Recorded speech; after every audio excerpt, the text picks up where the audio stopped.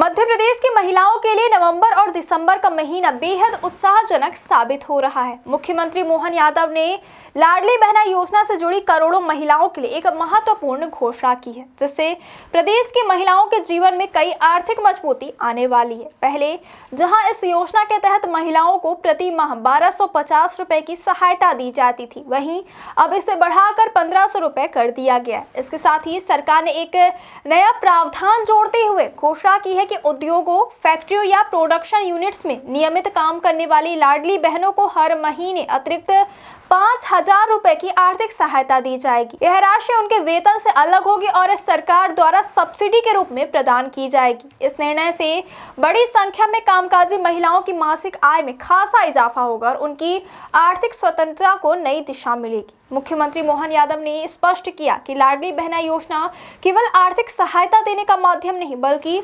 महिलाओं को रोजगार से जोड़ने और उन्हें सामाजिक आर्थिक रूप से सशक्त बनाने के लिए व्यापक पहल है। सरकार का उद्देश्य यह है कि महिलाएं सिर्फ घर बैठे तय राशि पर निर्भर न रहे, बल्कि रोजगार से मिल रही नियमित आमदनी के साथ साथ सरकारी प्रोत्साहन भी प्राप्त करें।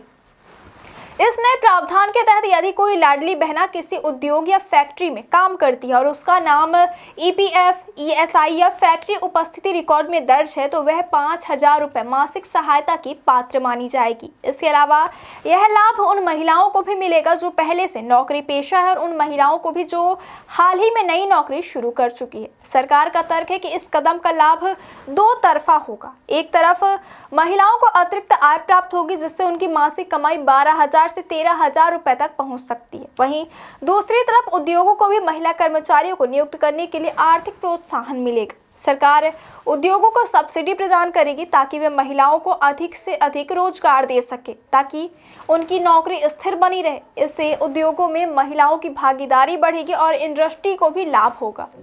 सरकार यह सुनिश्चित करेगी कि महिलाओं को वेतन के अलावा 5000 रुपए की यह राशि समय पर और बिना किसी बाधा के मिले।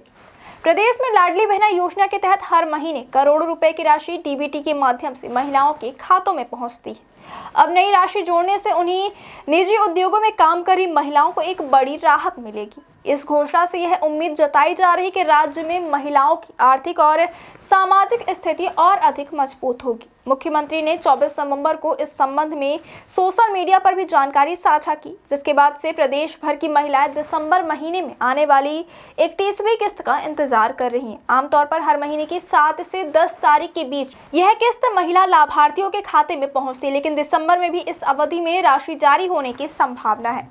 इसके साथ ही सरकार ने यह भी सुनिश्चित किया कि केवल वही महिलाएं इस योजना के लाभ की पात्र होंगी जिनकी उम्र 60 वर्ष से कम है और जिन्होंने ईकेवाईसी पूरा कर रखा है। यदि महिला के बैंक खाते में डीबीटी से संबंधित कोई समस्या है तो राशि अस्थायी रूप से रोकी जा सकती है। इसलिए महिलाओं को सलाह दी जाती है कि वे अपना ईकेवाईसी और बैंक विवरण समय रहते अपडेट करा लें। जो महिलाएं अपनी 31वीं किस्त का स्टेटस चेक करना चाहती है, वे आसानी से लाडली बहना योजना के आधिकारिक पोर्टल पर जाकर जानकारी प्राप्त कर सकती हैं। पोर्टल पर लॉगिन करने के बाद उन्हें मांगी गई मूल जानकारी भरनी होती है, जैसे मोबाइल नंबर, आवेदन संख्या आदि। जानकारी पूरी करने के बाद स्क्रीन पर उनका बेनिफिशियरी स्टेटस दिखाई देगा, जिससे वे अपने खाते में किस्तें आने की पुष्टि कर सकती हैं। इस पूरी प्रक्रिया को सरल और उपयोगकर्ता अनुकूल रखा गया ताकि ग्रामीण क्षेत्रों की महिलाएं भी आसानी से इसका उपयोग कर सकें। राज्य सरकार ने यह भी संकेत दिया कि जल्द ही उद्योग विभाग विस्तृत गाइडलाइन जारी करेगा, जिसमें यह बताया जाएगा कि कौन कौन से उद्योग इस योजना में शामिल होंगे और किन किन मानकों के आधार पर महिलाओं की नौकरी और उपस्थिति की पुष्टि की जाएगी। स्किल डेवलपमेंट विभाग महिलाओं को प्रशिक्षण उपलब्ध कराएगा ताकि वे उद्योगों में नौकरी पाने के लिए तैयार हो सके और अपने कौशल को बेहतर कर सके। इसका उद्देश्य यह सुनिश्चित करना है कि महिलाएं सिर्फ नौकरी प्राप्त न करें, बल्कि उच्च स्तर पर रोजगार के अवसरों का भी लाभ ले सके। सरकार की इस घोषणा ने प्रदेश भर की महिलाओं के बीच नई उम्मीद जगाई है। लाडली बहना योजना के अंतर्गत पहले से ही महिला सशक्तिकरण के कई आयाम जुड़े हुए थे, लेकिन 5000 रुपए अतिरिक्त सहायता ने इसे और अधिक प्रभावी बना दिया।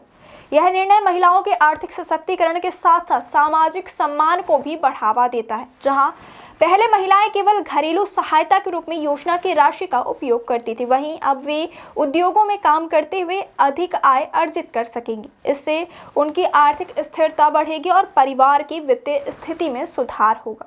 कुल मिलाकर मध्य प्रदेश सरकार का यह नया कदम महिलाओं को आर्थिक सशक्तिकरण की मुख्य धारा में लाने की दिशा में एक बड़ी पहल है। यह योजना न केवल महिलाओं को आत्मनिर्भर बनाएगी, बल्कि प्रदेश की औद्योगिक इकाई में भी महिला कर्मियों की भागीदारी बढ़ाएगी। महिलाओं को रोजगार से जोड़ने और उन्हें अतिरिक्त आर्थिक सुरक्षा प्रदान करने का यह प्रयास प्रदेश में सामाजिक विकास की नई दिशा स्थापित करेगा।